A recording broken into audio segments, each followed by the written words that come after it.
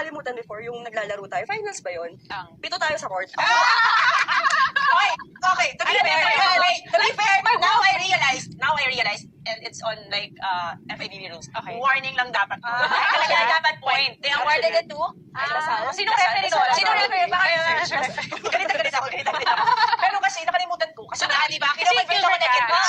So, lagi kasi talaga ako nagtatago sa corner. Kasi hindi naman ako nagre-receive. Wala talaga akong ginagawa. Pag ay, shot nyo lang yung bola, papalo ako, di ba? So, nasanay ako na nasa corner lang ako. Hindi ko na-realize, middle ako. Sobrang naalala ko yung parang, reply ko yung itsura. Kasi alay sila sa corner sa kanila. 50% ba yun? 50% ba yun? Hindi naman. Kasi may world stop doon. Si coach na tayo. Crucial yun eh. Crucial yun. Tapos parang sabi ko din, shucks, baka Tsaka hindi ba trabaho ng ref yun? Parang alamig. Diba?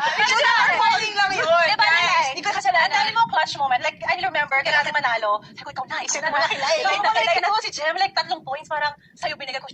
Like, parang clutch queen talaga to. Kasi like, parang sabi ko, wala sila. Sabi ko, di ko